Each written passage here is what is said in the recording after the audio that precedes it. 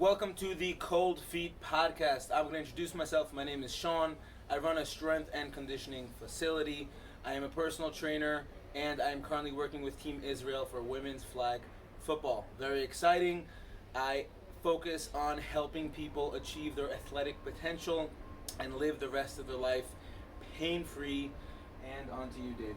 All right. Can you introduce yourself, Yeah, please? I'm David Ben Moshe. I just want you to know that I've been in here for at least 5 minutes. Because he was like, oh, get in. Like, oh, no, let me set up the camera. And I've just been, chilling out. So I'm also a personal trainer, movement coach, strength coach.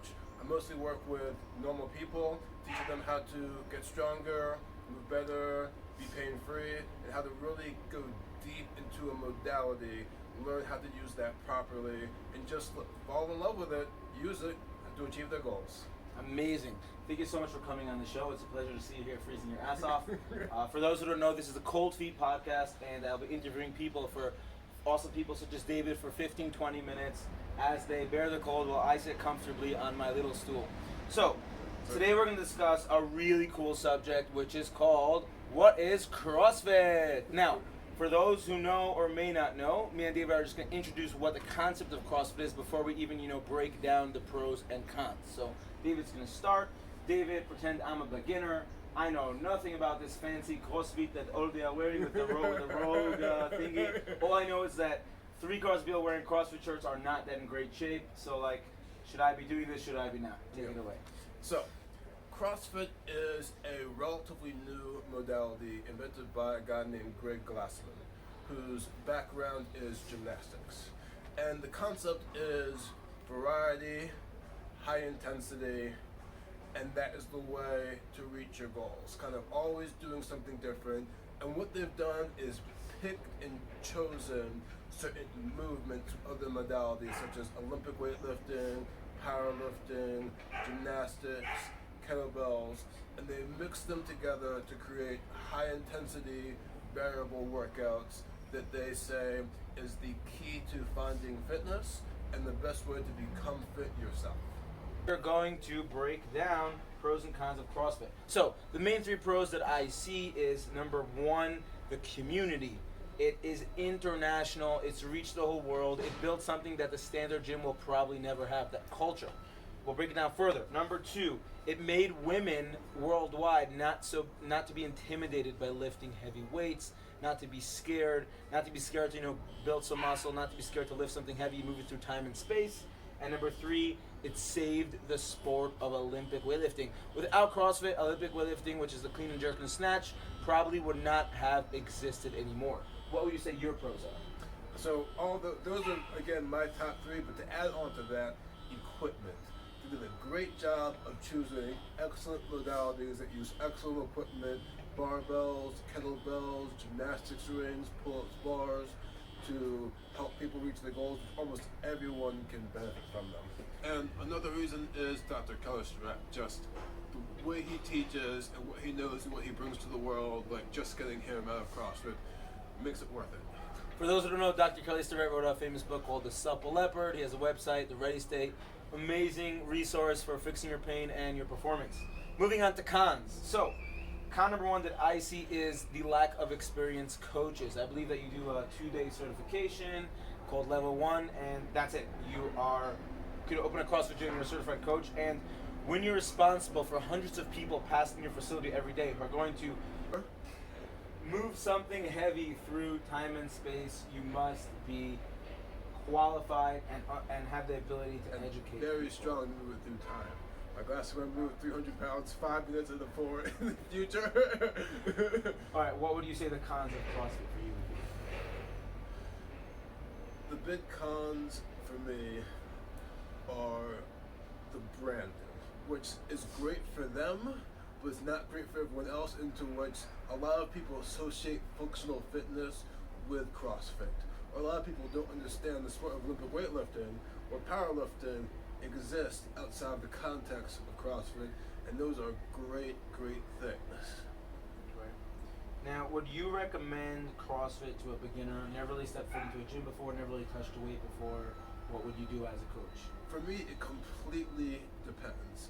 So the thing is, because there's no real quality control and every single CrossFit box is doing something completely different, it depends on the box. So as an example of San Francisco CrossFit, if you go in there as a complete beginner, I'm 100% positive that you will get an amazing experience and they'll be responsible and teach you everything you need to know and you'll progress nicely.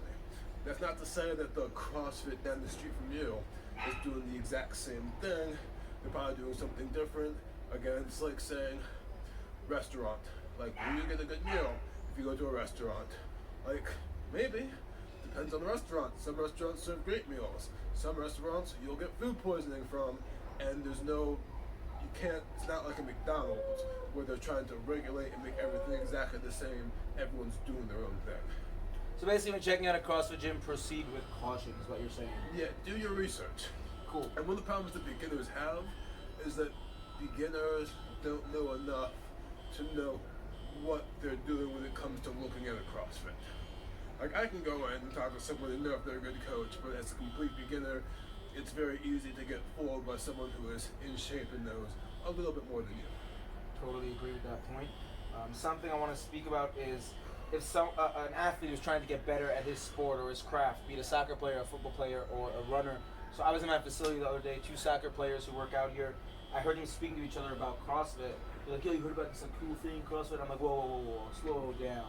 If you're a soccer player, you must be working at your craft. You have to be working specifically to get better at soccer.